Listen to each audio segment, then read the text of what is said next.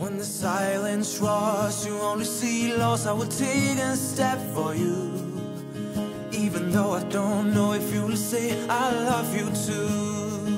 We have. Now what we want to do is we want to treat the lead vocal here in a way that makes it sound super duper sweet, and then we'll want to take care of the other ones afterwards.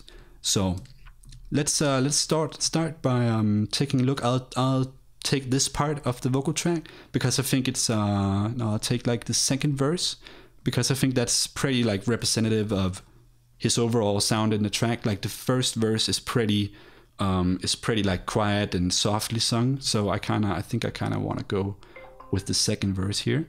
And now what I want to do is I want to do two things. I want to do some spectral processing, so I kind of want to that means EQ basically. So I kind of want to level out some frequencies. I want to find some areas of interest in David's voice.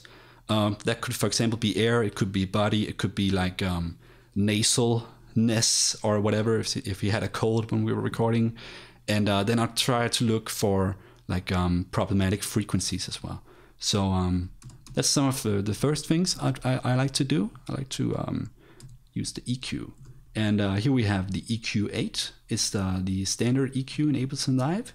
And what an EQ is, basically, if you've used for music production, if you've used filters like low pass filters and high pass filters, that's what an EQ is. It's a collection of digital filters.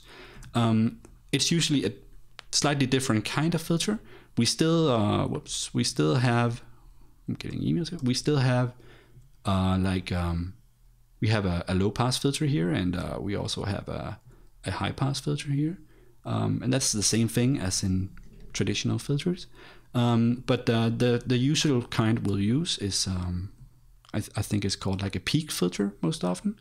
So we can use the peak filter to gain or attenuate some area, and then we have like the shelving filters, which will affect some frequency area.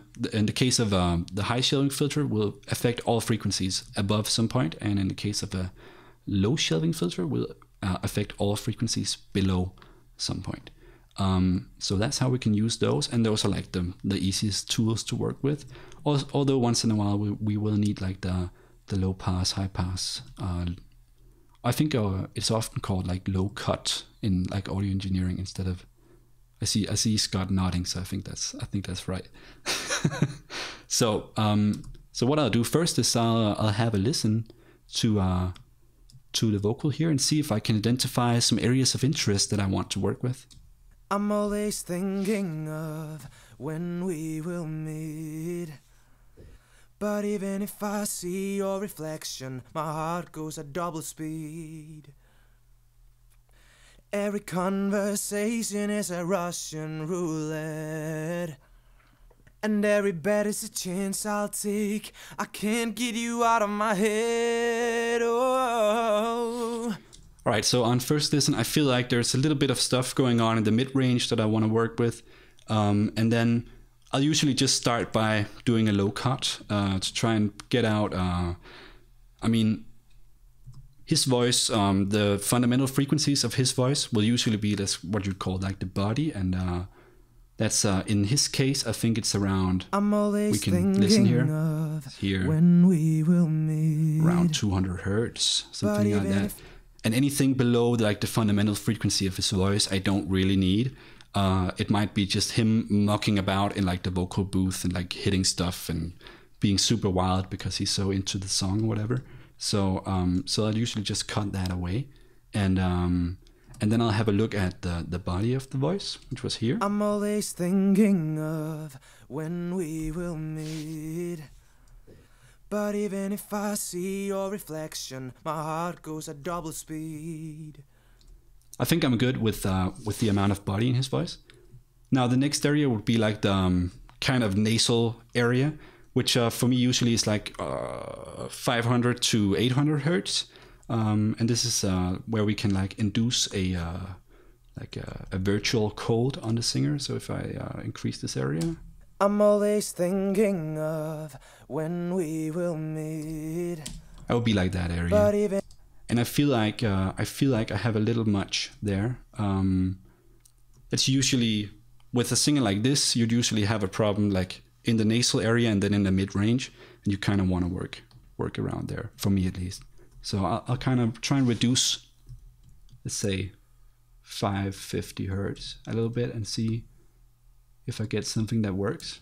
I'm always thinking of when we will meet, but even if I see your reflection, my heart goes at double speed.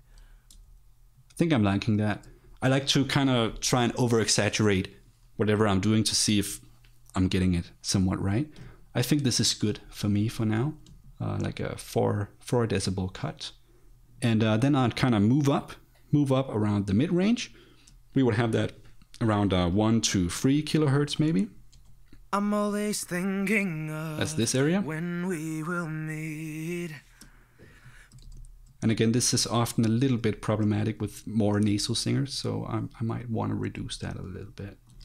I'm always thinking of when we will meet, but even if I see your reflection, my heart goes at double speed. Every conversation is a Russian roulette. Something like that, maybe. And then finally, you kind of have a look at the treble. And the thing about treble is the treble is where the air is, but it's also where all like the sibilance of a vocal is. So you'd kind of be tempted at first to say, I want some more air in this vocal. So what I'll do is I'll just boost the treble and we'll get lots of that nice airy sound. But what you'll always also do is increase those S's and T's and F's by a lot. So if I do that, you can hear. I'm always thinking of when we will meet, but even if I see your reflection, my heart goes at double speed. So I'm thinking I might not want to do that yet. I think I might do that in a different way. So we'll get back to that. But I'm thinking that the vocal does have quite a nice amount of treble already. So I think I'll keep it like this for now.